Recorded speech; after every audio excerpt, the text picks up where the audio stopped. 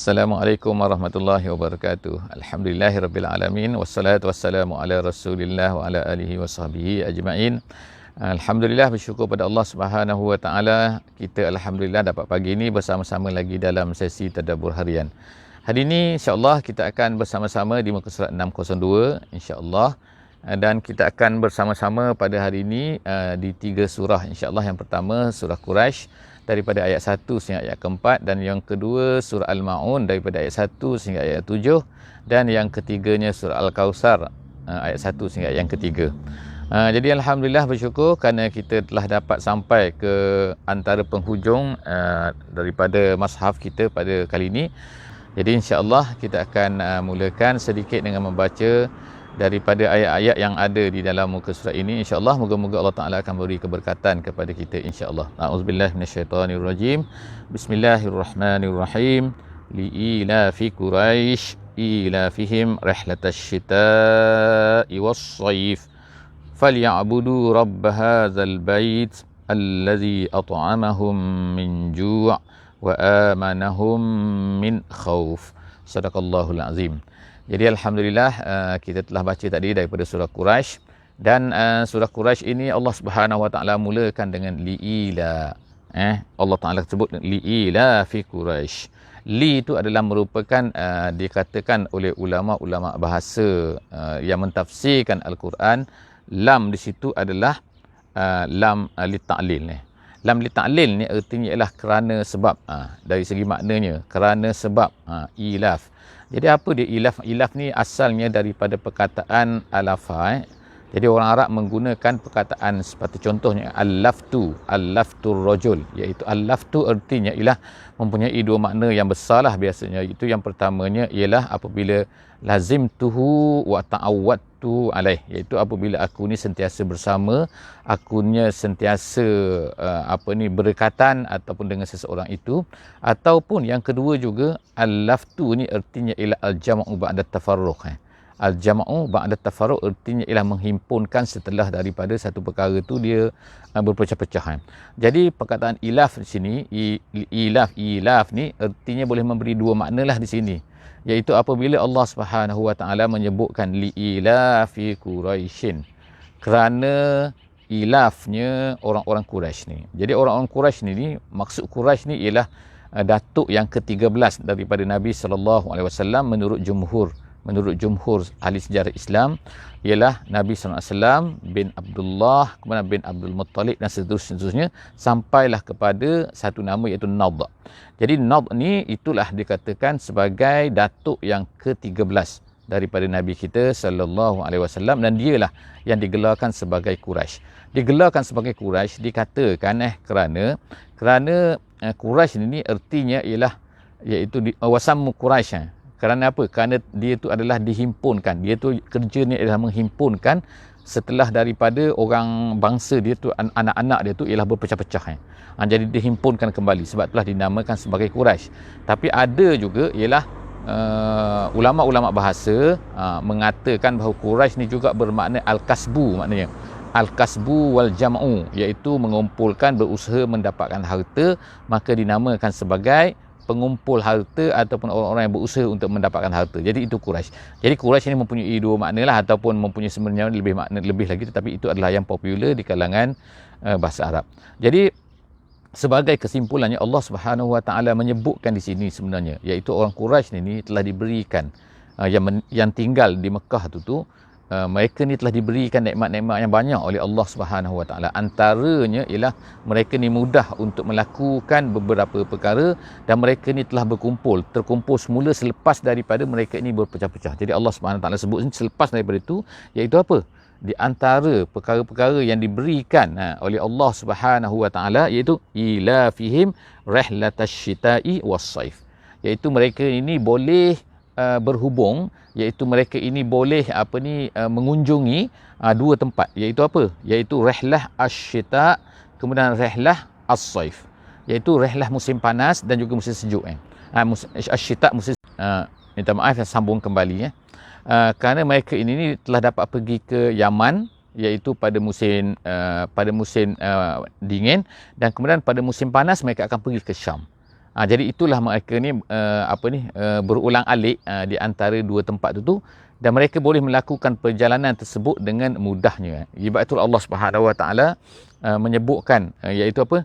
Ilafihim rihlatash syita'i was-saif. Iaitu Allah Taala mudahkan kepada mereka untuk mereka ni pergi rihlah tu makna perjalanan ke musim panas dan juga musim sejuk, ke tempat tersebut dan tempat tersebut kan.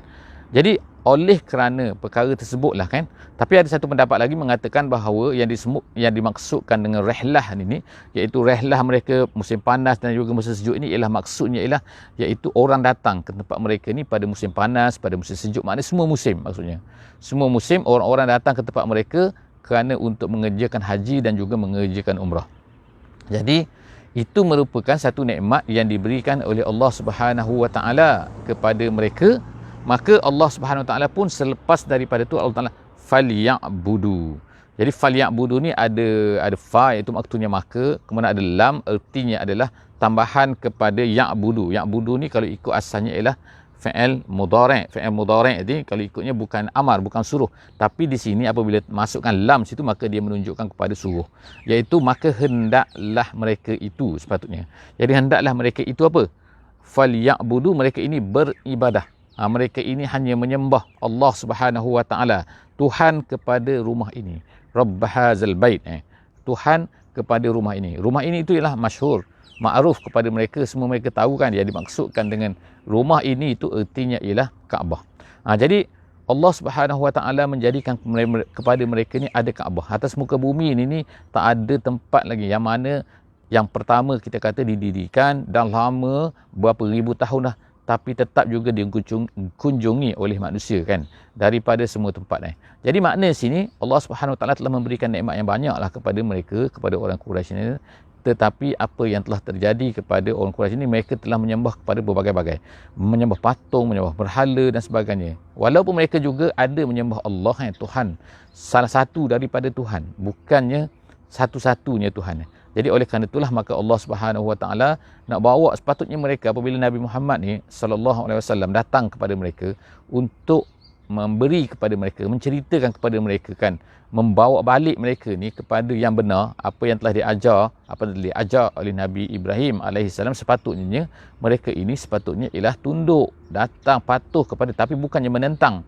Jadi Allah Taala ingatkan kepada mereka sebagaimana sebelum daripada ni kita telah baca, iaitu apa, Ashabul Kahfi, surah Kahfi, surah Al-Fil, iaitu surah gajah tu kan. Allah Ta'ala dah beri kepada mereka nikmat-nikmatnya, iaitu dengan menyelamatkan mereka, dengan memberi kekuatan kepada mereka sehingga Allah Subhanahu Wa Ta'ala mengalahkan tentera bergajah tu yang datang melalui Abrahah daripada Yaman tu dan mengekalkan mereka ni untuk bersama-sama dengan Kaabah ni, yang mana Kaabah ini adalah menjadi satu perkara yang menyebabkan mereka ni dapat selepas daripada itu, iaitu apa?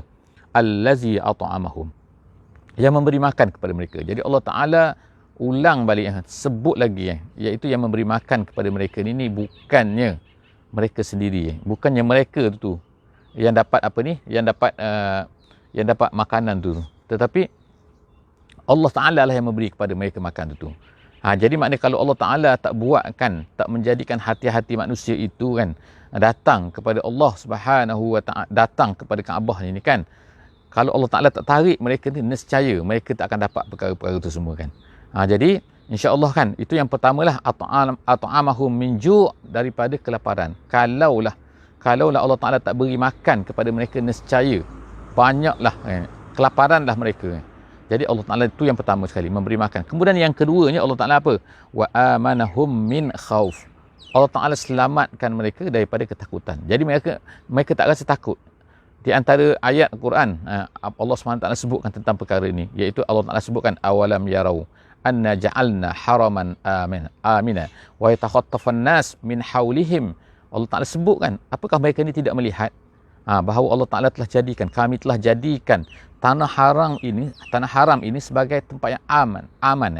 Yang mana aman yang sedangkan manusia-manusia lain di tempat lain, wa yatakhattafun nas, yatakhattaf maknanya ialah apa? Manusia itu macam di apa ni, disambar-sambar itu, seolah-olah macam burung kan, menyambar-nyambar. Jadi maknanya apa? Tak selamat.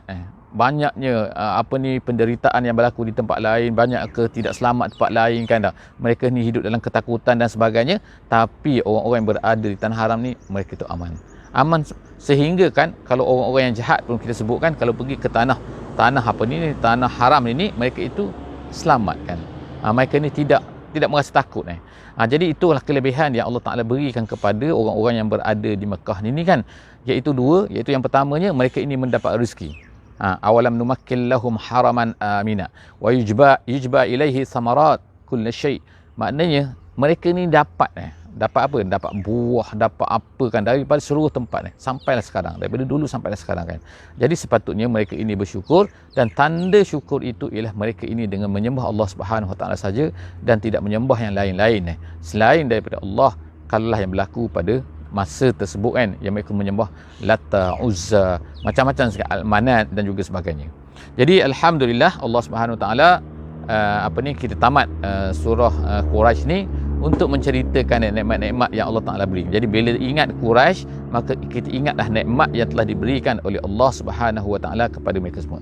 Seterusnya kita masuk kepada surah yang kedua pada pagi ini, ialah surah Al-Ma'un. Surah Al-Ma'un ini Allah Subhanahu Wa Ta'ala menurut pendapat ulama tafsir ada dua pandangan. Ada yang mengatakan bahawa surah ini adalah surah Makkiyah, dan ada yang mengatakan bahawa surah ini adalah surah Madaniyah. Jadi ada dua pendapat, tetapi walau bagaimanapun pendapat yang mengatakan bahawa ini adalah surah Makkiyah itu adalah lebih kuat lagi.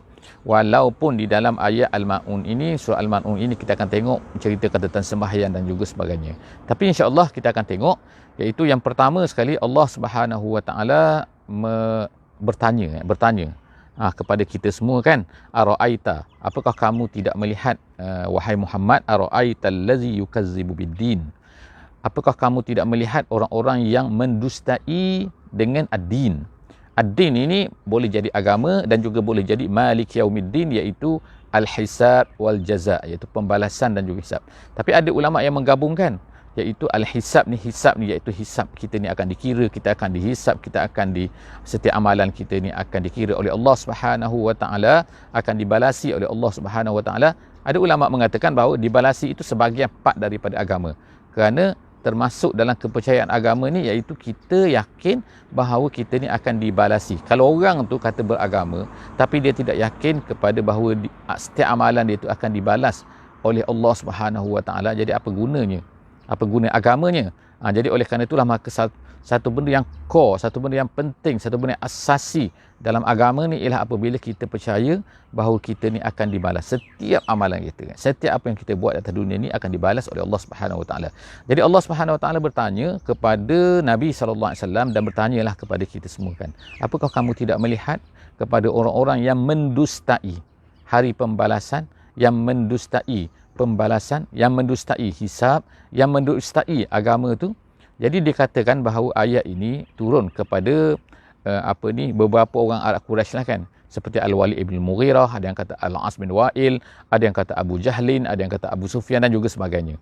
Yang mana mereka ini apabila mereka ini mendustai, maknanya tak percaya kepada apa yang dibawa oleh Nabi kita sallallahu alaihi wasallam, maka ada lagi fazalika, Allah Taala sebutkan sifat-sifat yang ada pada mereka tu, maka terjadilah perkara-perkara ini. Dah kalau mereka tak percaya kepada pembalasan, maka mereka akan buatlah perkara-perkara ni biasanya, iaitu fazalikal lazi yad'ul yatim. Da'a yad'u ni ertinya ialah apa? Iaitu apabila seseorang itu mengkasari. Da'a tu maknanya ialah asal maknanya ialah ad-daf'us syadid, iaitu menolak dengan keras. Jadi yad'ul yatim maknanya ialah orang-orang yang yad'ul yatim, yang menolak dengan keras anak yatim, yang mencerca anak yatim, mengherdik anak yatim, berlaku kasar kepada anak yatim, ataupun menutup segala pintu-pintu kebaikan untuk anak yatim, maka itu adalah orang-orang yang dipanggil sebagai yad'ul yatim. Jadi Allah Ta'ala sebutkan perkara ini kerana ianya berlaku kepada pembesar-pembesar Quraisy yang menentang Nabi kita sallallahu alaihi wasallam ini. Mereka itulah perangai mereka kan. Itulah yang mereka buat kepada anak-anak yatim. Jadi Allah Ta'ala sebut fazalikal lazi yad'ul yatim. Tengoklah mereka mendusta ini, mereka macam inilah perangai dia, iaitu yad'ul yatim. Kemudian wala yahuddu ala ta'amil miskin, dan mereka ini tidak menggalakkan untuk memberi makan kepada orang miskin. Maknanya mereka sendiri memanglah tak buat. Dan mereka tak galakkan orang lain pula buat. Janganlah, tak perlulah, janganlah. Itulah makna cara mereka ataupun apa-apalah bentuknya, sama ada dengan media sosialnya, sama ada dengan bukunya, sama ada dengan ceramahnya, dengan percakapannya, dengan apa-apa surat khabar ke dan segalanya, iaitu sikap mereka ni tidak menggalakkan untuk memberi makan kepada, tak menolonglah orang-orang yang memerlukan. Kemudian Allah Ta'ala sebut lagi di antara sifat mereka lagi, iaitu apa? Fawailul lil musallin. Iaitu sebab itulah setengah-setengah daripada ulama tafsir mengatakan bahawa ayat ini adalah turunnya di Madinah. Kerana disebutkan perkataan musallin, iaitu disebutkan musallin di sini menurut orang yang mengatakan, menurut pendapat ulama yang mengatakan bahawa ianya adalah turun di Madinah, adalah musallin di sini ertinya ialah orang munafik. Iaitu orang munafik ni apabila mereka nak sembahyang, mereka ni malas. Dan kemudian mereka ni kalau orang tak nampak, mereka tak sembahyang. Bila orang nampak di depan ramai, maka mereka akan sembahyang. Itu adalah setengah daripada pendapat ahli tafsir. Tapi apa pun, insya-Allah kita akan tengok Allah Taala di sini menyebutkan di antara sifat-sifat orang yang sifat-sifat yang tidak sepatutnya berlaku kepada setengah-setengah daripada orang yang sembahyang, iaitu Allah Taala kata fawailul lil musallin. Sebab itulah bila kalau kita baca ayat yang keempat ni saja, kemudian kita stop di situ, kita akan rasa macam celaka orang sembahyang. Jadi ada orang salah gunalah kan.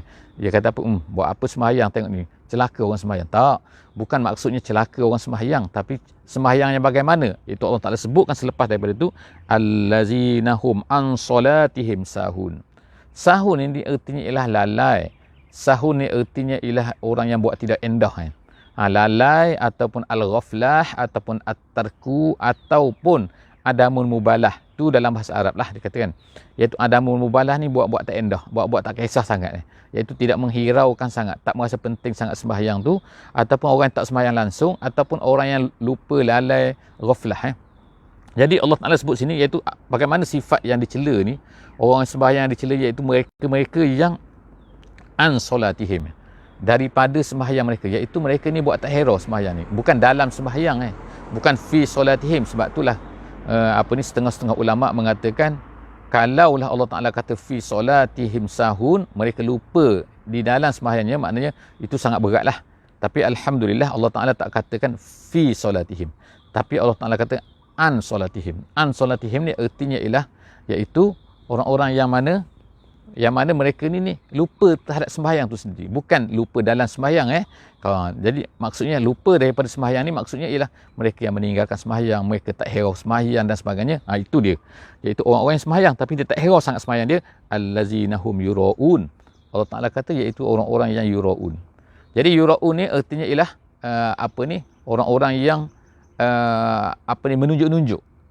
Makna sembahyang menunjuk sebagaimana kata setengah ulama tafsir, iaitu itu merefer kepada orang-orang munafik yang mana mereka ni sembahyang apabila ada orang. Kalau tak ada orang, dia tak sembahyang. Jadi masalah riak kita panggil yura'u ni maknanya riak. Allazinahum, mereka ni riak dengan sembahyang mereka, wa yamna'unal ma'un, dan kemudian Allah Taala sebut satu lagi, iaitu dan mereka ini yamna'un, maknanya tidak memberi al-ma'un. Al-ma'un ni menurut pendapat ramai para ulama-ulama tafsir, maksudnya ialah barang-barang yang kita menggunakan, yang mendapat manfaat daripada barang tu, kita tak nak beri pinjam pada orang. Itu dia daripada al-ma'unah. Al-ma'unah ni ialah pertolongan, iaitu ma yusta'anu bihi ala qada'il hawaish. Satu benda yang kita gunakan untuk menunaikan hajat kita, menunaikan keperluan kita, maka benda tu dipanggil sebagai al-ma'un. Jadi al-ma'un, ada yang kata kapak ke, sebagai contoh lah kan, ada yang kata apa-apalah alat-alat yang mana bila kita gunakan dia tak habis tapi kita boleh manfaatkan benda tu. Jadi ada orang Allah Taala sebut sini ialah mereka ni tak nak beri pinjam kepada orang barang-barang tersebut, walaupun benda tu tak habis pun, tak luak pun kan, kalau kita beri pinjam pada orang satu benda tu. Jadi benda tu dipanggil sebagai al-ma'un. Tapi ada setengah pendapat ulama mengatakan bahawa al-ma'un di sini maksudnya ialah bukan perkara tersebut, tapi maksud di al-ma'un di sini ialah az-zakah. Az-zakah iaitu zakat. Wallahu a'lam bisawab. Jadi mana-mana pun insya-Allah kita boleh gunakan, kerana itu semua adalah pendapat para ulama tafsir. Jadi insya-Allah kita telah tamat surah Al-Maun, dan kita akan pergi pula kepada surah yang seterusnya, iaitu surah Al-Kautsar. Surah Al-Kautsar ni antara surah yang terpendek lah di dalam Al-Quran, kerana dia hanya mempunyai 3 ayat. Kita baca sebelum daripada ni surah Al-Asri juga pendek. Surah Al-Kautsar juga adalah antara surah yang pendek, 1 baris setengah saja kalau ikut dalam mushaf kita. Jadi Al-Kautsar ni artinya ialah daripada kasurah. Kasurah ni artinya ialah banyak.